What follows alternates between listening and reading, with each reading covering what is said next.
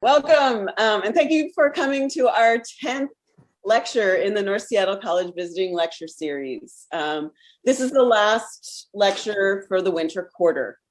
I'm Amanda Knowles, and I am the coordinator of the NSC Art Gallery, and I teach in the art department at North Seattle College. I am pleased to work with Karen Dreyer, who assists in the gallery. We have a live transcript available. We were just talking about it for those of you who want it and need it. And those of you who don't want it, you can turn it off by clicking the button at the bottom of your Zoom screen and selecting Hide Subtitle. As we are not currently mounting shows in the art gallery, we are so pleased to be able to find ways to interact with artists and continue to have them come to talk with us and show us what they're working on. As I said, this is the last lecture of this quarter, but throughout the spring quarter, the lecture series will continue. There will be talks every other week, starting on Monday, April 12th, with a lecture by ceramicist George Rodriguez. I urge you to visit our website to see the list of upcoming visiting artists and for links to recordings of those who have spoken to date. We'll put the links in the chat. I'll continue to do that. Okay, very good. So we're going to start this with some acknowledgements. We begin with a land acknowledgement.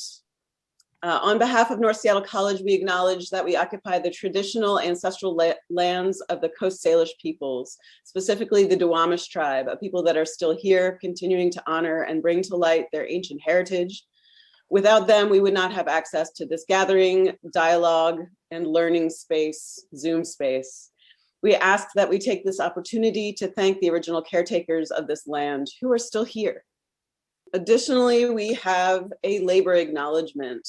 We also pause to recognize and acknowledge the labor that created the United States and from which we all benefit.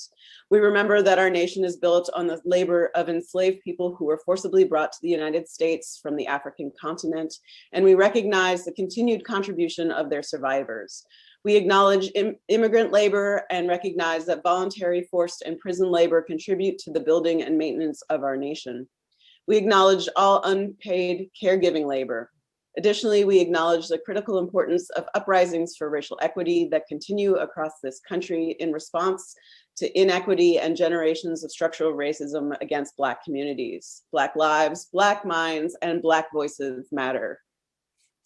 And then this last slide is our actions. We're continuing to work to go from acknowledgement to deed, and so present this next slide. It is not enough to just acknowledge. We have to be sure that we're taking action, and we show you here what actions the art department and our institution are taking to support BIPOC individuals and institutions and to be held accountable. We recommend Real Rent Duwamish, and we'll put that in the chat for you to explore. The next thing that we are going to do is I'm going to hand this over to Karen, who is going to talk about International Women's Day. So, hi, everybody. I taught at North Seattle College for a number of years, 24 years, actually, before I retired and got to be the assistant to the wonderful Amanda in the North Seattle College Art Gallery. And when I taught at Gender and Women's Studies at North, I used to tell students on this day, March 8th, about International Women's Day. I told them that it is a global holiday to celebrate and honor the achievements and hard work of people who identify as women, and that it came out of labor movements of the early 20th century. And I would also tell them that while it began in New York City in 1909, it continues to be celebrated throughout the world, but not so much in the United States. So in most every other country in the world, including our neighbors just north in Canada and throughout Europe and Eastern Europe especially, there are parades, there are women get flowers on this day. Some women even get the day off. And it's kind of a big deal. But in the United States, we don't really stop to notice it. And a lot of my students hardly even knew that it was a holiday at all. But today, I received text messages from my son and from my nephew wishing me a happy International Women's Day. And I think increasingly that this holiday will become more and more important in the United States with this next these new generations coming up. And so that's kind of something to celebrate as well. Even Google had something about International Women's Day today. So today we are celebrating at North, and one of the ways we're celebrating is by having Leslie here to speak. And so, yay. Thank you so much. So good. So just as an introduction to Leslie, Leslie Duguid got her BFA in printmaking from the Kansas City Art Institute in Kansas City, Missouri. She is a founding member of Art Brand Alliance, as well as Black Women of Print. She has given many interviews and visiting artist talks at numerous organizations and schools about her work and Do Good Press, including a recent interview with Reflections on Color and Printmaking. She exhibits her work widely. She has been a studio assistant for many artists, including the late, great Wanda Ewing, who I met in Omaha in 2004, and still have a magnet of one of her dress forms on my fridge. She worked as an art handler. She worked for many printmaking organizations, including Gowanus Print Lab, K-Rock Screen Printing, and Powerhouse Arts, as well as others. And in 2017, she founded Do Good Press, the first and only Black female-owned fine art print shop in New York. She is also teaching screen printing at the Cooper Union in New York. Leslie lives and works in Brooklyn. Before I hand you over to her, I want to let you know that if questions arise during the talk, please write them in the chat and we'll hopefully get to all of them. There will be time at the end for you also to ask your questions if you prefer that, if you want to be live doing that.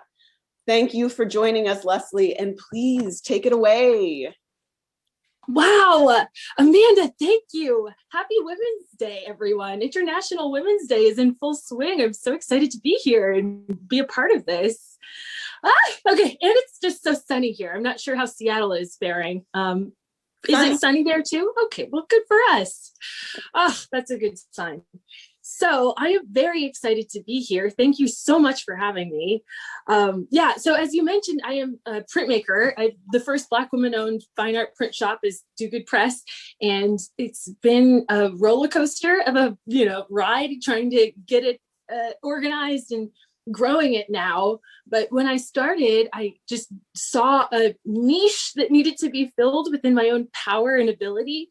But a lot of what I do feels, and I'm just going to go outside of the box, right? Like I don't often make a lot of sense. So it's really hard to try. But really, it's an intuition that becomes part of a growing pattern that can kind of like guide how I work with artists. And I'm prepared to show you all kinds of stuff, but just when it comes to the way that a business can be run is the way I'm trying to get at the unique qualities that Do Good Press can take on.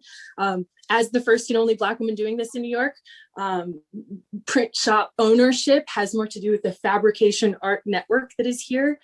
The art world has a big economy that comes a lot out of New York and is produced here quite a bit. I've been working in it since 2014. And yeah, I moved to New York in 2013 at the very end of it, but was here off and on a little bit in college and had a lot of exciting things going on in the late 2000s that got me here too. So, and it took a couple attempts to really get here and stay here. There was a few months that I stayed in like a room. It was like a 3-bedroom apartment, but I had 4 of us living in it. And I shared a room with the woman from the Dominican Republic. They all went to Altos de Chavannes and came to New York to go to Parsons. They're all really great artists, but we had to share rooms. So it was just like in a bunk bed, sharing a room for a few months, like working at a ice skating rink in Central Park, like really weird stuff. But those kind of background things gave me a lot more background to just backbone to survive no matter what, but also have some dignity when it comes to just the quality of life standards that I want to pursue, and the jobs that go along with that can support me living here. So New York is very specific, but I think that a lot of the things that happen here just happen to people faster than other parts of the country. From my experience, living in Omaha, Nebraska and meeting Wanda Ewing back in the day was really exciting and wonderful, but that was all through a friend I went to college with, who then introduced me to a lot of people in Omaha. And that's why I moved there after college, because of course we can remember back before cell phones, but it's hard to physically remember what that disconnectedness was like. There's Facebook and all these MySpaces were going on, but really it was about who you knew, and it still really is. And so that conversational aspect of being able to meet someone and impress them in kind of an elevator's amount of time can really get you a lot more access to things over time. And that's what I've been exploring. And where I first started tinkering with that kind of thing, when it comes to just like pulling a little string and like trying to be nice to someone so that they give me something back quietly. Of course, we don't do that outright, but it's about respect and what you can get back in terms of shared wealth. Not financially, not monetarily. I'm not looking for stuff, but just when it comes to favors as a young person, you really have to be on the lookout for things that don't necessarily pay out immediately. And that whole apprenticeship model has come and passed through the, art standards of work that I've been able to create and do and capture and grow in New York. So there's a lot of different avenues to go, but it really has to do with your everyday interactions and your upkeep of your own environment around being able to do that and use your time to do it too. So there's lots of sacrifices. Oh my goodness. But okay, I think I can show this slideshow. My goal is to start with a little slideshow. It ends with the Do Good and Unity totals. Do Good and Unity is a project that I did. Well, I'll get there. Let's start with just Do Good Press, where I'm coming from. So yeah, we can just start there, and then I'll just ramble through, and it might make sense by the end of it, but this will kind of help me with staying on track as well. I got you. So I am my own person, right? And I've got a art practice that is very unique, and it has a lot to do with the, things I was really into tinkering with as a kid, and the way that got nourished in my brain by my parents. And nobody told me no early on when I just wanted to draw, but I also had a lot more push from my parents in school and community, obviously, to get a job. So there was Hallmark, that was the Kansas City headquartered, biggest illustration junkie for new talent. But in 2008, of course, the stock market was not having it. 2009 is when I graduated. There were just no jobs. And I wasn't really looking for one in those types of establishments, because doing internships during college, I just did a lot at the, where did I go? Valhalla was a big print shop that was there, and they mostly did poster printing for MySpace secret shows. So I learned how to work in AutoPress with screen printing with that one. And there was also Challenger Team Sportswear, which is the sweatshop that just makes t-shirts for children's soccer teams. But because it's run by, a doofus of a man, no offense. Well, yeah, offense. He just wasn't very nice and wouldn't let me print. They just wouldn't let women do certain things. And the jobs that they did have women do were just spiffing out men's problems, when I was the quality control person saying, there's a little pinhole here, give it to someone else and she fixes it. But if it's just annoying to have those gender roles be so obviously segregated in a work institution, when certain people just have itches to do other things. You're just limited. And what my grandfather and dad have been doing a great job within their careers that I've noticed, right? I talk to them about this sometimes. My grandfather's dead, but before, he only talked about chemistry. It was the only thing he ever talked about. And when you're a little girl and he's describing, this is Bromine, the dog. Here's why he's named that. It's because he's brown, and this particular type of brown is like, happens when some chemistry, he just has all of these facts that he can relate to children, because he's so well versed in what he's trying to do, that he can apply it to literally anything. So when my cousin got cancer in I think he was 8 years old, I was 7 or 6. My grandpa started devoting a lot more time to cancer research, but he passed away. My cousin passed away a little after my grandfather did. But it was just one of those sad times that gives you a moment of pause to see that you can really apply your mind to do anything for the challenges that present us in life. But the ups and downs have more of a sway to do with the intentionality of what your point is that you're trying to get across. Sure, you can spend your time working for an institution, and I think you can do very powerful work within it. But if you have a choice, as my grandfather did in the 40s after he graduated from Cornell as the first Black person to do that, I think in chemistry with the PhD that he got. He was given the option to work for different institutions as a like it's some dangerous job that most of the people get blown up doing, or some terrible dangerous thing that they will continue to allow like labor and expense to happen to Black people in particular. But you have all these degrees also, so it's just extra messed up that they would subject people to that period. Humans don't really deserve that at all. And when institutions survive because of that same type of strife, it just doesn't quite line up with his own moral beliefs. So him choosing to go in business for himself, here we go, Duguid Chemical Laboratory and Manufacturers in St. Louis, was a former large animal hospital.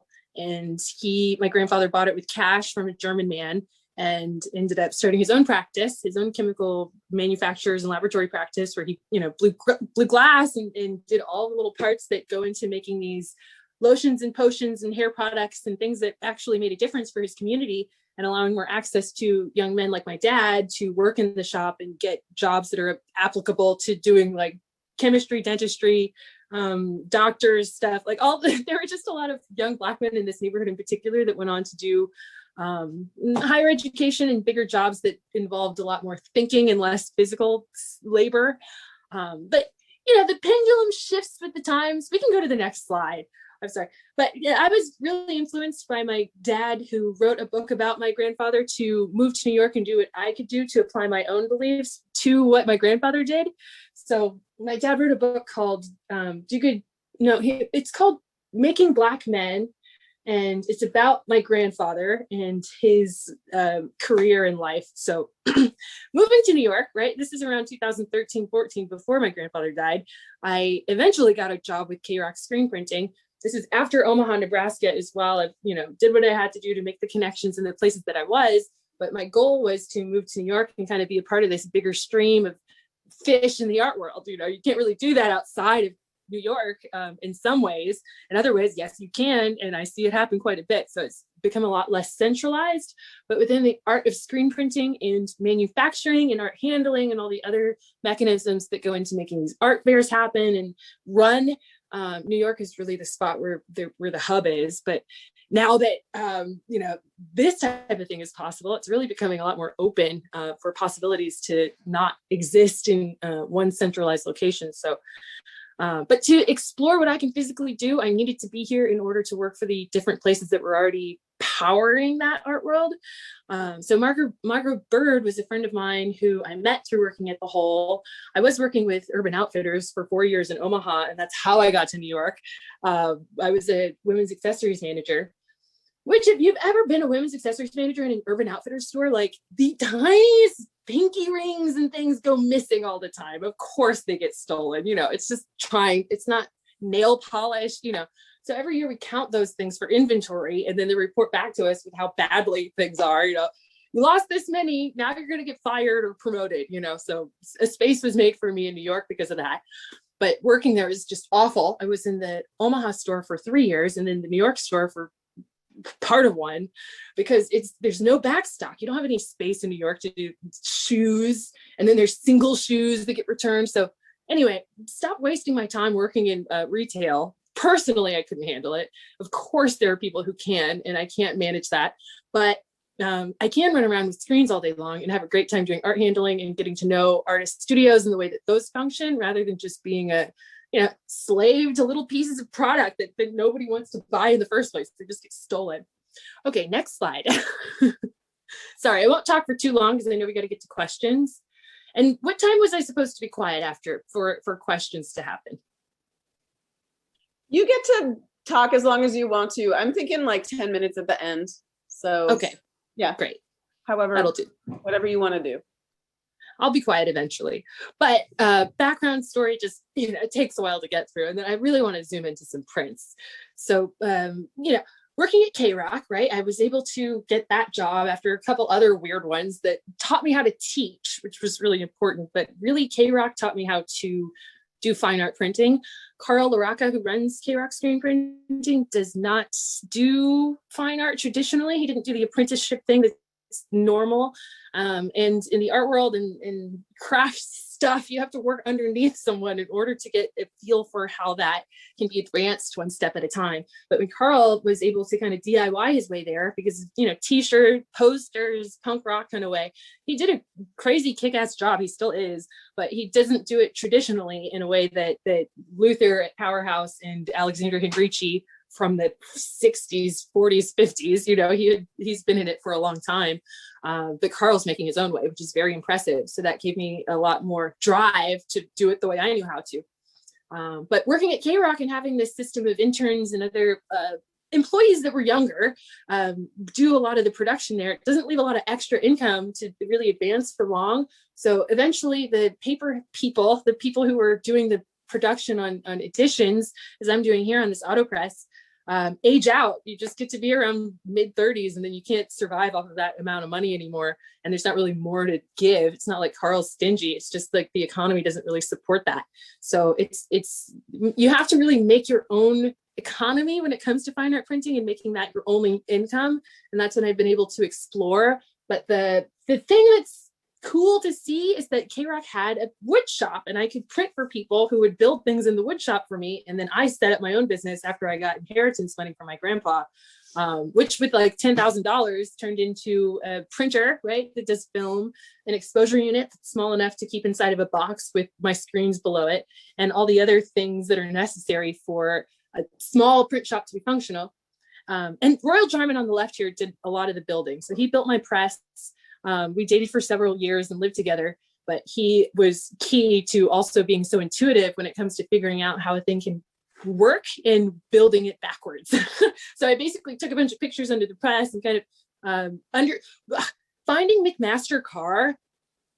I don't know if we know McMaster-Carr, but it's just the best resource for all the little things you need to build whatever you want, and vacuum pedals. And, so if you know how hardware stores work and how to build stuff and other people that do metal things, I was really expanding my network of artists and creatives at the time, between, desperate days of 2013 to now, still doing it, to network and get to the places I wanted to be, to service an economy I was trying to wrangle.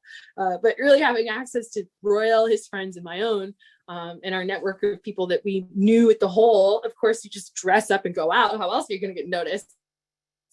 But once you get there and in the room and at the gallery at the right time, if you choose, if you can, working at K-Rock was until 7 p.m. How do I get to Chelsea in that amount of time? I just got to walk the bridge and stomp as fast as I can, and maybe get laughed at all the way there. But I got headphones on, so nobody cares. That's beauty of New York. Just take the train quick. Anyway, making it to the end of shows makes it easier to get into the after party if you look the right way. So, and then when you get in there, you can make friends with the artist if you can talk and have a little time and chat decently. So all these little things are ways of communicating that I've been perfecting over the years, but it's all of it that really goes into what Do Good Press has become and the network that I've been able to create. Okay, next slide. Let's see what that one is. And Olivia, who was my assistant there, last slide. Olivia, who was my assistant on press at K-Rock in the previous one, she is an intern, and I've always been really on board with making sure that interns get the right view of what the company is they're serving, because they're not going to be around long, so it makes it easy to make a good impression. And because they're already interns in New York at the best job I've been able to have, like they've got a way higher leg up than I ever did. So it's always been my goal to just befriend interns and try to give them a good, realistic view of what to expect. And that has humongously paid off already. But so, I managed to work at K-Rock until 2017. James Moore on the left in this topper picture got me a job. I just knew him from out and about galleries and whatnot. He's an artist as well. But, he was working with Alexander Henrici, who was on my shoulder in that same picture.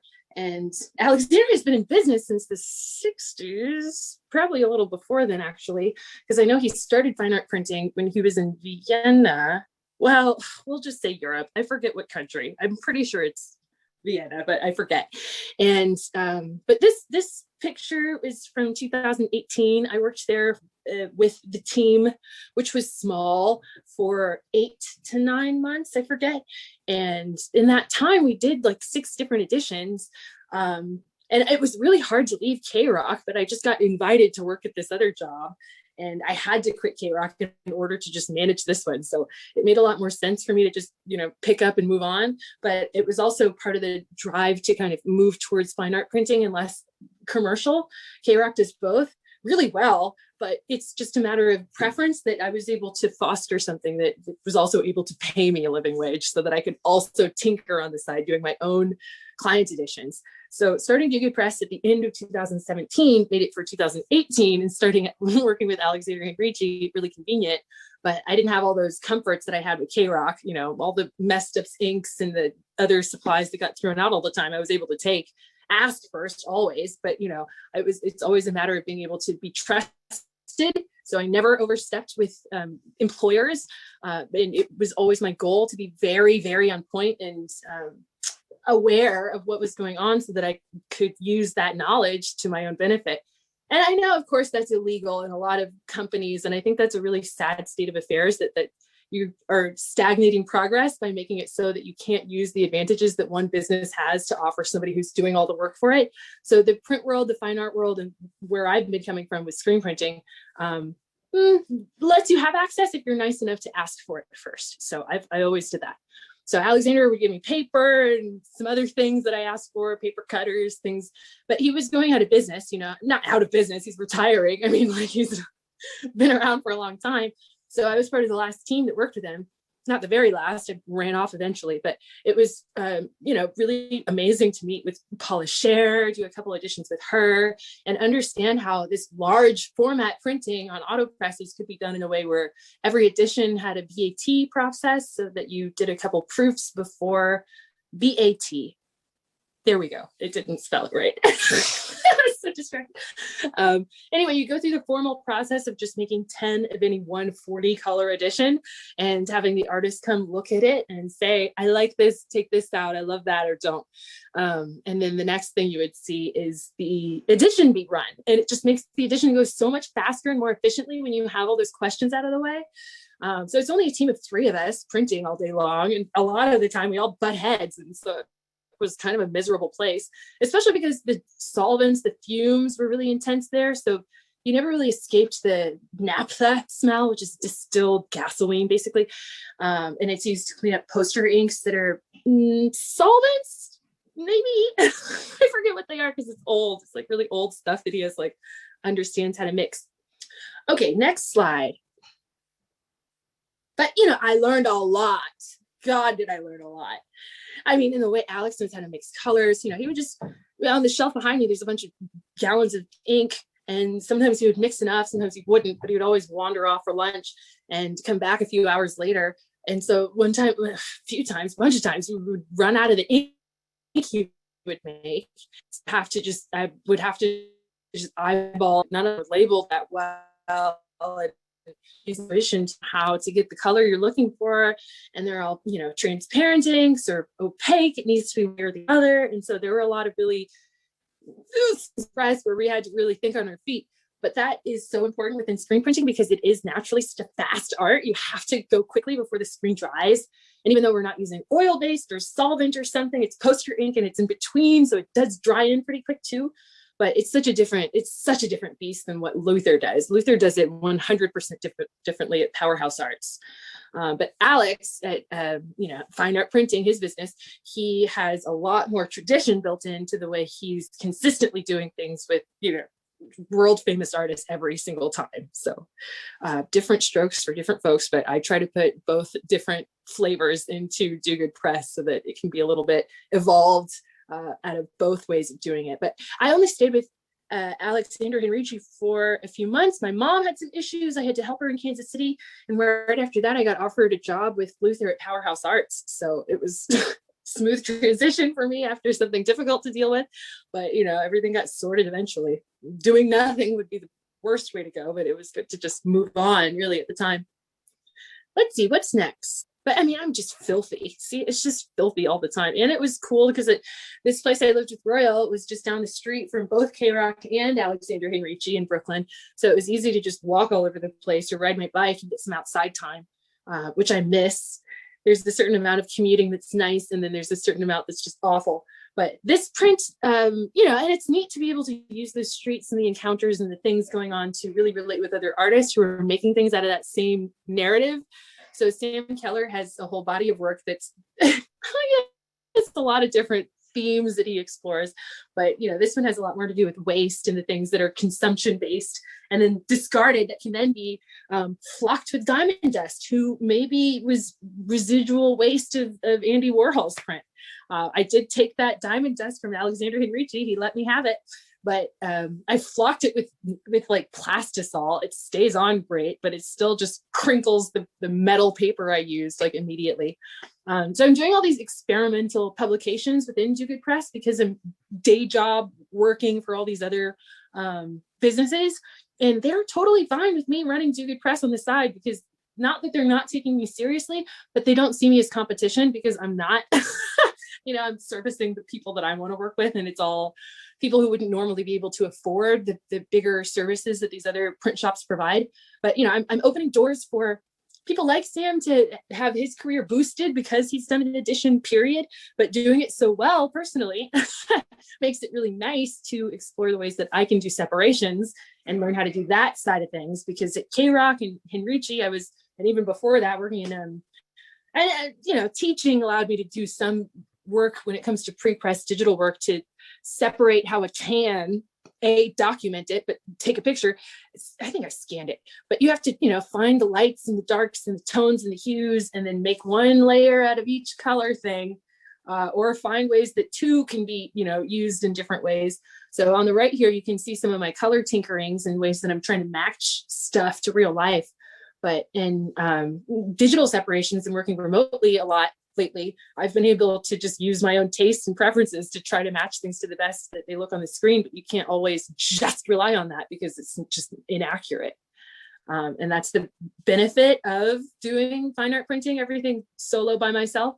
But it's also a drawback because I'm never right. I know I'm not, because I don't have the original a lot of the time in front of me, but I have to do a lot of approvals with the artist and communicate through Pantones and send swatches back and forth so that we all are on the same page, and I can be a confident printer because I don't want to just make things up. That's just dangerous. Okay, next slide. And the fun part, all these prints I'm doing just sell out immediately because I'm not making that many. I mean, they don't sell out. It took years to sell out Sam's print. I'm exaggerating. All right. Some of them sell out immediately, and none of them are priced ridiculously because I'm good at being honest and want to make sure that everyone gets a benefit out of living and having this artwork. But and that whole motto trickled into what I could do with a partner in funding change that I wanted to see.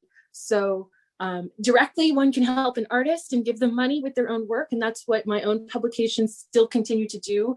But if I have, my rent is under $1,000, and I can work a day job and my own job at these points in my life, and then have extra time and energy to invest in doing something that I just want to try. It's not necessary for it to be successful, but as long as it's not a risk, and as long as I don't lose anything because of it, then it becomes a lot more viable for me to take it on and make it grow. Growing is not really the goal, but just doing stuff consistently is really the better way for me to look at trying it all. It's a business, but it's still fun and creative. So Do Good in Unity was something that Aaron Welsh and I started in 2018, and it was all in response to Donald Trump. We did not, and of course, it's just politically, right? We lost so much when he took office. And we were beginning to see the repercussions of this in 2018. So during the the second annual Women's March that happened in 2018, I think, she and I did the launch of Do Good in Unity. And it was basically just to find women artists that we liked and to give them a platform within Do Good Press to sell work that's one color, right? I had to make sure all the economy needs were met in my scale and scope of what I could accomplish. So 16 by 20 single color screen prints, all on yellow paper, make it easy for me to buy things in bulk and then just print them out whenever I need them to be. Screen print them out. It's not like a digital, But let's see what the next slide is. This was started in 2018. We've been doing it every year for a while. And, it's just, why not? None of the artists get any money, which is no fun, but we're able to just show and tell. And it's a way for me to have a presence in public, because I don't really want to take my fine art prints on the road. You can't really do that outside. And nobody really wants to carry around a print with them when they're like in a street market, which is what I would do. Top or left is something I still do sometimes, the Hester Street Fair, and that's in the Lower East Side. So it's a really nice way to have a presence in Manhattan and really feel metropolitan and the cool kids community I try to service. But it's not necessarily about selling them stuff. No way. It's about meeting them and me being able to have a network of people that I can then call to when I say, I really just want a weird outfit for the night. Like, do you have anything fun? So I'm meeting all these new people and sharing my own ideas with them too, selling posters. Sure, that's not a huge goal of mine because it's, I have enough to supply people who want them, but I'm mostly showing off what screen printing can do and what an economy of resources can provide for institutions that need help. And, I've changed my mind in some ways when it comes to giving institutions help with my own labor. Having a space where I can have an auto press, sure, that makes more sense. But now that I'm evolving what I do within my business and carving out a path that is more fine art oriented and doing more exploration within separations and screen printing possibilities, I'm pausing Do Good and Unity for the way it used to be run and evolving it into something different with Erin. But, the years that Donald Trump is in office were for sure felt by a lot of people, and we're still feeling them, honestly. But, it was cool also to go out and make a splash, go to DC, have a presence at Afropunk because of it. When I moved back in New York in 2014, I just bought it. I sold my car and was able to get a U-Haul and drive across the country just by myself, stop in Chicago with a friend. But the day I arrived in New York was Afropunk. And so I went there and I didn't know anything about it, but it's a big, Black art music festival. And it has a really huge lineup of really amazing artists. Erykah Badu did it, I think, the year I went. But this year, or a couple years ago, they were just not the same stardom because it got a lot more commercialized, which is fine. I'm still happy to be a part of it no matter what. But there was a time doing that this last time around 2019, there were some other women who didn't have a booth because it cost like $1,200 to be a vendor in a music festival at Afropunk, at least. And I got in at the very last minute and didn't have money to be there. I asked a friend for help and she helped me out and I paid her back eventually. But it was still just like other women were disenfranchised, tried to go in together. One of them ran away with the money. And I got asked to host someone else's booth with, I had too much space for what I was selling. So other women wanted to sell with me in my space. And I'm just like, what am I going to get out of this? Like, this isn't really worth it. You're also cheating in a weird way. So it's like not cool. But yes, you can share space with me. So I always make sure to show them the downside of what pressure is created on my own part because of it. It's risks for both of us, but there's a lot more rewards in sharing, of course. So, it's just like talking to anyone. You really have to be able to communicate where your boundaries are and how comfortable you are with sharing. And that was dutifully expressed at Afropunk. But I made a lot more friends out of it, and we had a lot better time together because we were able to draw bigger crowds for different things. But even though it cost so much to be there, I'm never doing it again. It was really worth it for the experience at the time. Who knows, maybe I'll do it again. And I was also live printing. I do a lot of live printing whenever I do Good and Unity setups because I just like printing all the time. And at K-Rock, that was a pretty big push and motivation too. We're so far in the past. Let's go next. Let's go to the end of this slideshow because I want to get to the numbers. There's all the posters and you can click through, and this is the prints that they mean what, and there's like 13 of them. So many good ones, and it's been great to curate them all over the years. And they all fund really amazing nonprofits. Yes, Latoya Hobbs, me, Angela Pilgrim, also in Black Women of Print. So the last time we did it, it was all Black Women of Print. that I wanted to showcase. And just like anyone, I had an issue with curation as well. I had not shown or published any Black women besides myself. That is pitiful. So this last year, I really made a point to change that before all the social uprise stuff happened. It's just one of those things you can evaluate when you have some numbers to show. It's, you know, no matter who you are, important to be representative of the market you're trying to help and protect. So these are the numbers from 2020. I haven't shown anyone this, but it's just difficult to kind of round up and show how impactful it was for Black women of print to have Tanikia, A, as the, you know, head of all of us, but B, she's able to do a lot of work within making her artwork speak for the change that we needed and do all of the fundraising with her print. So I printed all 600 something in my room and sold them all out of my room too. So the person who helped me most besides Erin Welsh was Lauren Krischer. She decided to donate her part of the money to National Bailout. So, and I just don't like workers for free. So I just don't do that because it's awful. I didn't want to do it either. So whenever I have helpers, I make sure that they get something out of it as well. But okay, so that's what 2020 looked like for me in donations. Oh yeah, that last one was pretty fun. Yeah. And yeah, it has to do with just sharing, helping, art handling, and being able to communicate about art still and use that as a muscle instead of just doing the production stuff. I love getting caught up in production and looking at stuff really close and getting all dirty, but there really needs to be time to analyze where we've been, where we're going, and how that kind of helper network can be grown exponentially if you don't necessarily have that big of an outlook on the further out ahead. We just have to figure out our small intuitive things that we can do in our own space and time. But okay, I can show you some print stuff, but I really want to open it up to questions first. If that's okay. I noticed that some popped up, but yeah. I wasn't paying attention all that well because it was just run on sentencing. We've got some really good ones.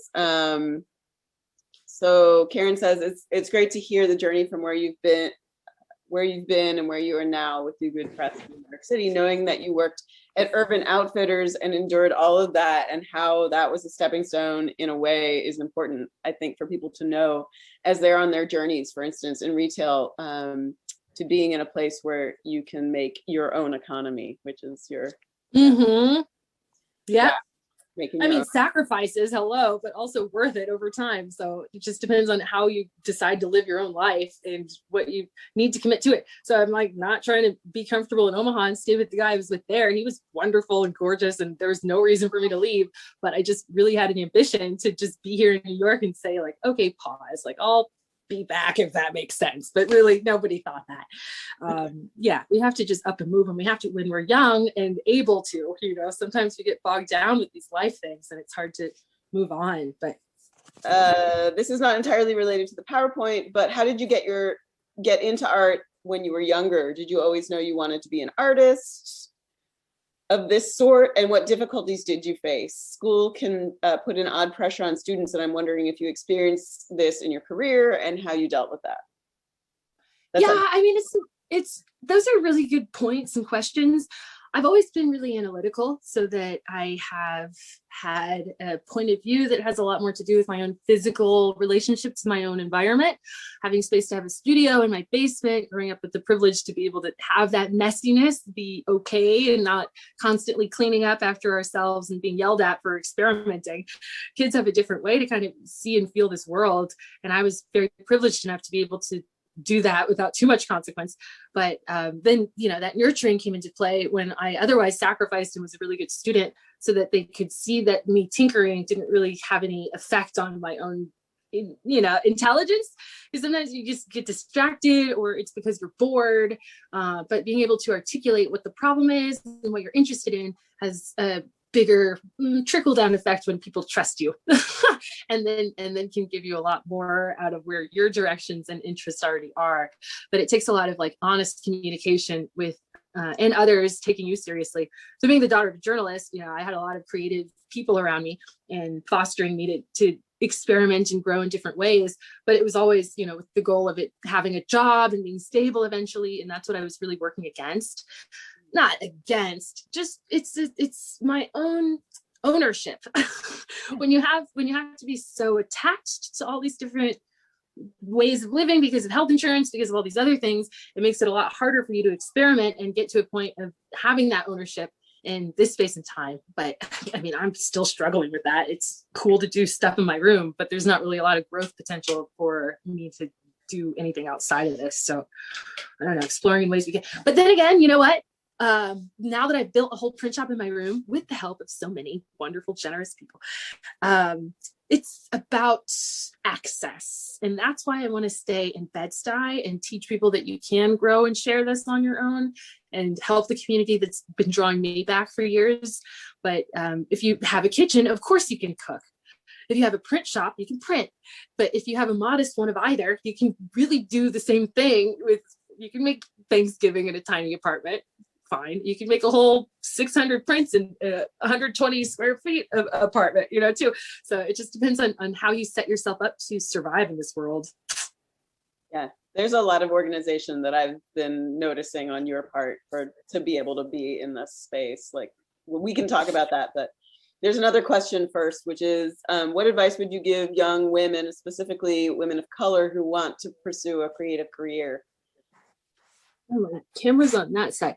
If you're trying to pursue a creative career and you're a Black woman, you gotta fight for it. It's just, it's, you know, things are handed to some people sometimes. Who cares? Maybe, you know, sure. But really all we can see is our own ability. And if you have that drive within you, it's kind of best to put your blinders on and go for it. There are so many incentives and disincentives when you try to post stuff online and get your work out there and try to get feedback and expect things out of people. But if your own expectations rely on your own ability, you better just go for it and then tinker around to see where you get from there.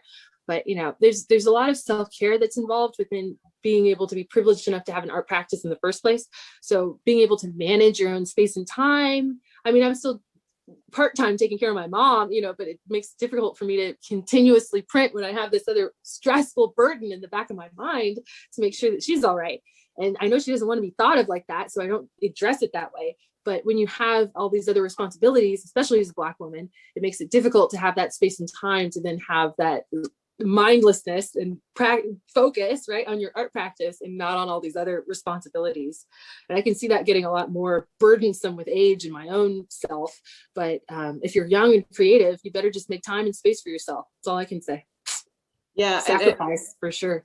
Exactly. And then, like, I saw an interview that, I mean, I did a lot of research, but I saw an interview that you did about internships and how, you know, that's actually an interesting little loop. Yes, internships are fantastic. You learn a lot, but you're not getting paid. So what is that, you know, how You know, I wish that there were wishing, right? It's I don't like wishing and hoping. I'd rather just do it. But the goal within what I'm trying to show as a problem within my own business has to do with the apprenticeship model and the institution model of what you're supposed to do as an artist after you get to a certain point. You know, college or wherever you start doesn't necessarily have to even start there, but being able to just be an apprentice in a place allows you that limited time so that you know that you're only going to get minimum wage for so long, because the economy that you're trying to support and help out of this one business owner, right? Not just me, but when it comes to just individual artists, well, a lot of them need help, and it's not all artists who need to help other artists. It's accountants and other people. So if there's ways to just individually help others, there needs to be more government support out of that individuality and space and time that can be made for that, because you have to otherwise work a job in order to have this time free to help someone else. So if there were more incentives or universal basic income, I don't know, or health insurance for everyone, then you would be able to have that freedom and flexibility to help people in your own community and make a difference out of what the next thing you get out of having all these interesting ideas and arts around you. But the multiplicity of printmaking in particular, and that economy that can be built out of those individual units for sale has a lot more to do with applied mathematics than it does with getting good at printmaking. You know, you have to find your quality and price around that, but know what you actually can make in your own ability to then support the other. But I didn't know any of this when I started. I'm just figuring it out because I'm tinkering and analyzing. We have to look back sometimes. No, that's just what that print is called. I'm not saying you're exploiting me at all. I'm just hanging out. And then here's a good time to sort of plug your GoFundMe page too. So I don't know if you want to do that or if I should, or how more. Yes, thank you for reminding me. I never remember. And it's not because it's invisible to me. It's not because I don't care about it. I just have so many other physical things in space and time, and planning for the future needs to be done. It's hard to do that when you're an intuitive thinker as an artist, especially. But, I have this set up. It was a lot of work for me to get there to this point, to be able to figure out what the number was that I needed to then support my growth. So getting the deposit money and all the other things that were needed for a retail space to be made, got it, made it, found a lease, signed it. Now I realize that the place I had is never going to get funded with my GoFundMe, so out of sorts. So I need to constantly analyze and refocus what my number is that I need and continue to fundraise to meet that. So I'm trying to minimize the number that's too high for me to get to, and get it to a better point within what I need to support a place of my own in Brooklyn. The real estate market is ridiculous and still very high for the 800 to 1,000 square feet that I'm trying to get. But it needs to be reevaluated, and I'm constantly trying to fix that number. But I still really need to be supported in that way, because I can do so much within printing and getting there in my own way, because I'm not relying on GoFundMe as much, and I'm trying to just print my way out of this problem. But it is also finding programming and fundraising and other resources that are able to be met. So if people have the power, people have the support and drive, please support my GoFundMe. I extra need it. You can see that I'm thinking a lot about ways that can solve community problems and not just my own, and working with artists to help grow their careers, younger women, Black women in particular, so that we can see more of what we need to create, to just get a better representation of what America actually looks like. I had trouble as a little girl, like looking at the newspaper and pointing out to my dad, like, oh my God, she looks like me. As an 8-year-old, there's another 8-year-old and a Black girl in the newspaper with braids. And that was like the most surprising thing to my dad, because he's like, why were you so freaked out? And he's like, oh, you never see people who look like you anywhere. How would he know that? It's all about my own reaction to this world and what I can do to fix it at this point as an adult and trying to be responsible human. So if you have it within you, please support my GoFundMe. I still desperately need help. But I'm trying my best to get there, despite any of the other circumstances going on. Everybody's got a lot of problems these days. I understand that. So what the GoFundMe page is about is you're getting a space where you are right now is your bedroom, correct? Mm-hmm. So you move everything aside and you go to sleep and you wake up and you work in this space, which is my bed. Yeah, which is like 120 square feet, right? So yeah. It's like the amount of organization that it takes to work in that size space is amazing and really wonderful, and probably sets you up well, right? In some ways, like all of the ways you have to yeah. Set you up well for the future. It's great. I mean, here's my prints I was gonna show off and all the things from not so long ago. Goodness. But this is also just here's my computer center where I just sit and try to work all day, and then I've got other prints ready to show. But I didn't really get to that, and I want to be able to sort of go through them. But it's just a wide variety of people that I'm printing for too right now. I never get to show off my client work all that much, but this is the newest Brittany Tucker edition that was really cool to do, because it's really difficult to tell that it's screen printed at all. Even I can't tell. So it's just ridiculous. And the amount of colors that I can mess with in these different ways in my own space and time. This I made when I was working with Alexander Henrici. So it was really cool to use his layering technique that he does. When you're on press, you have to know how those layers work, because you're printing each and every one, but you also see the gloss elements that he puts onto every single thing at the end that can really be the icing on the cake, literally. Maya Hayek, it's just, I have a lot of good prints. It's just because I've been doing a lot of weird stuff for so long, but it's just fun to be able to do whatever with who. This print I got to do because I talked with someone at Miami when I was there at NADA, and it was a friend of a friend who needed this to be done. So this is Gennaro Good, and it was done with Martha's Contemporary, a new gallery in Austin. And then we're on to the Fort Makers series. So there's just all these really beautiful prints. This is Chris Johansson. And finally getting able, these are not the official ones, these are just my messed up copies, but finally being able to do a Barry McGee and Christopher Hansen print, like it's just the pinnacle of my career is in my 2008 2009 days to be able to do stuff like this. And they sold out immediately because it's Barry McGee. It's crazy. It's simple, but how simple things can be, not very all red without any pinholes is kind of tricky. It's very alarmingly red. But this print I learned a lot about Tunji because it has that color relationship thing that can be exploited, yes, for your eyes to get a better juice out of the two colors because they're so opposite together. Screen printing, one color at a time allows you to really allow negative space for pinks to show up and blues to have that same there and not quality, so that the darks can also get as dark as they can be. I didn't want to add the final black to this because there were just too many good purples in there, and they made me, of course, finish it. But it was really difficult when you're making really beautiful pieces of artwork, it's really difficult to stop and to know that this is done, because it can just go on. This is just in between of Astrid's piece. I can't remember her last name. This one isn't finished, but it's the underbelly of something I messed up. But you have to also set yourself up to accommodize for those mess ups and to know that you're going to mess up 10 out of an edition of 50, so I have to make 60 out of things that need 50 and do experiments to know that this CMYK halftone thing that he set up is going to work within my inks. This is just moraid crazy. But stuff like that. Oh, here's another good one because it's can you see? Oh, this is W.E.B. Du Bois without any of the letters and numbers and charts stuff on it. That was a map that signified the growth of the Black population in America, I believe. I don't know what the twirl represents, but I'd have to look back at the Library of Congress thing. And this is Hassan Rahim, who's a great artist, but it's CMYK kind of, but I did a lot of tinkers to make it even more enhanced in different ways. And it's not halftone, so it's really difficult to tell how that happened. I don't know. Okay, now I'll twirl back around and be face to face. Here we go.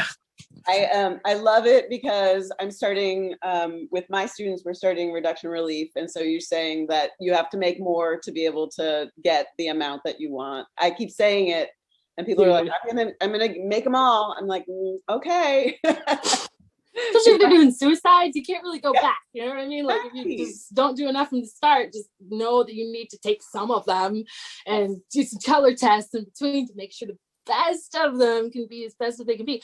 But when you're a printer, you know that okay, I printed all over the, and you were spacing out for the first round, and so you notice a mistake in one of them or two, set those aside, mark them, say that they're weird because it's hard to tell later on, and then you know that those better ones will be best because they don't have that flaw that you noticed one time forever ago. And, and that provides that sanctity that you can worship when it does become for sale and wallable, Yes. And then the other thing, which is I did some color matching for Tandem Press when I was working there. And so when you started saying that, I have a old student on here going, oh, I want to hear more about the color matching and all that stuff. I was like, oh, girl. Yes.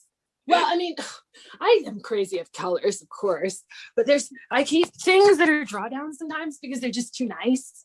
So it's from Nellie at Powerhouse Art. There they are. We were doing some things for Renee Green, who had a show a while. It's all relational, and because it's a color light, so all these different color relationships of things and pairs have a lot more to do with how they affect stuff beyond it. But that doesn't work digitally.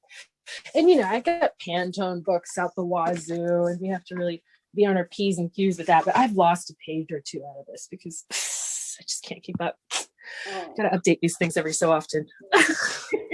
But yeah, my inks are all matched to certain things in certain ways. So, and I most of the time go by Pantones, but now I just have to try to remember if things are opaque and transparent and label them really well.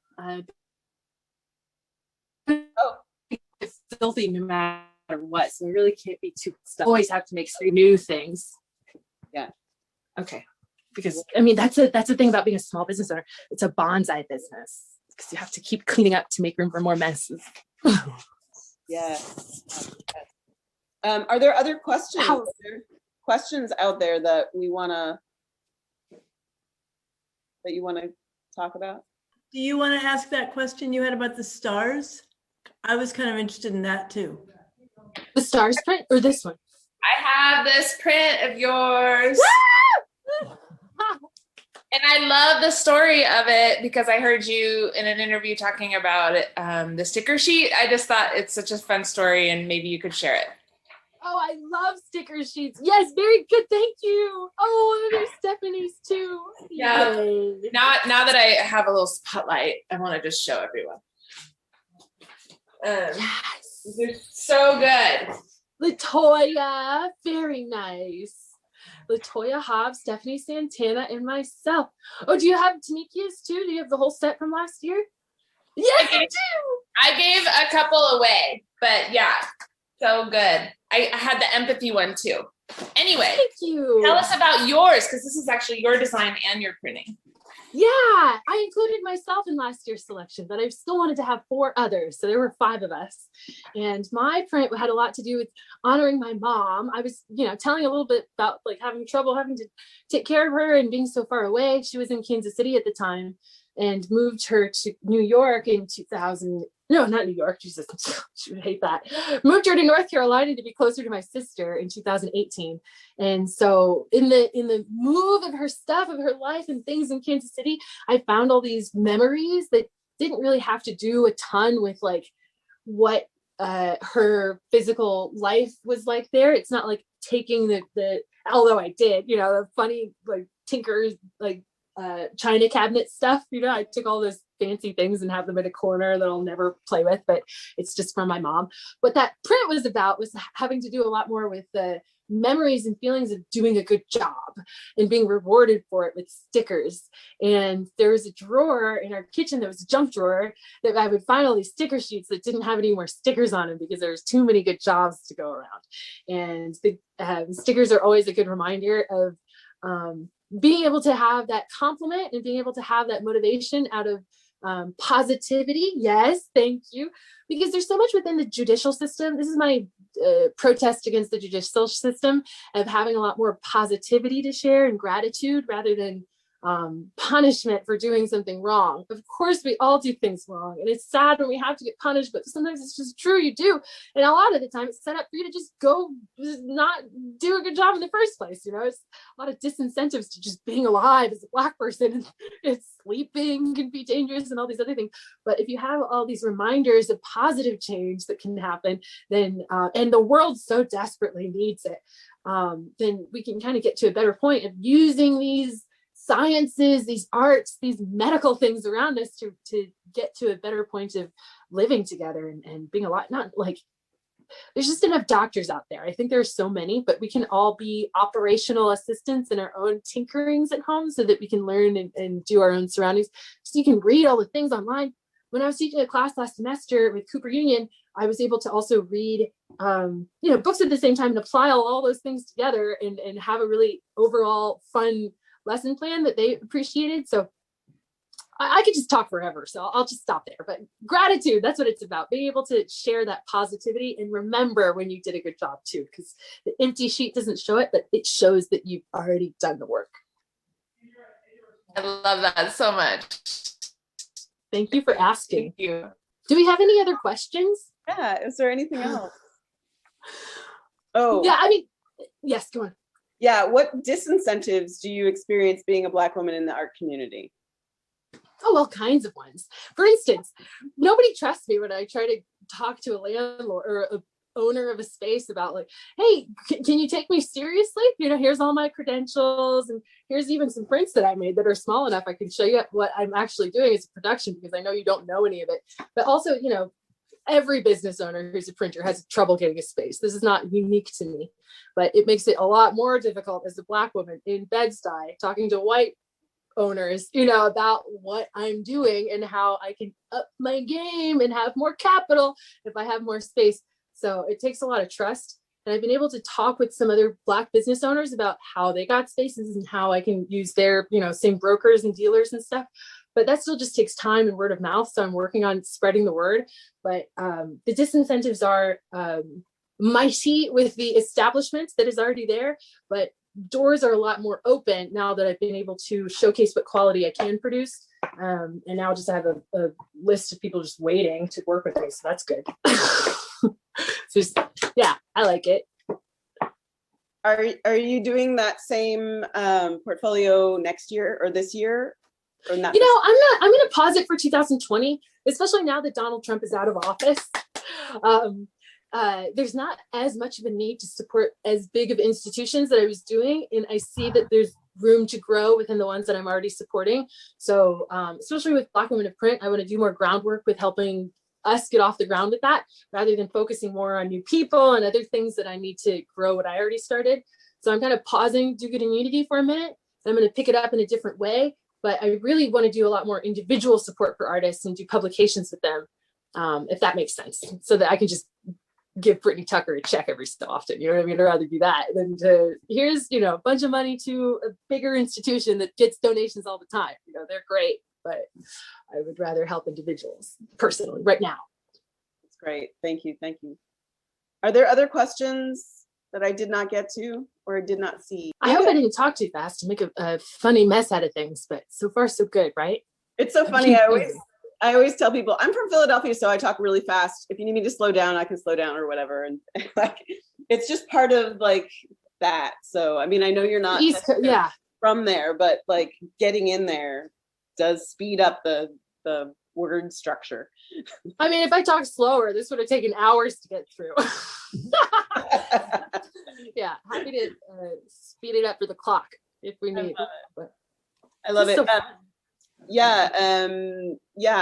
I'm gonna stop recording, and you can, if there's some things you want to ask without the recording, go for it. But thank you so much, Leslie.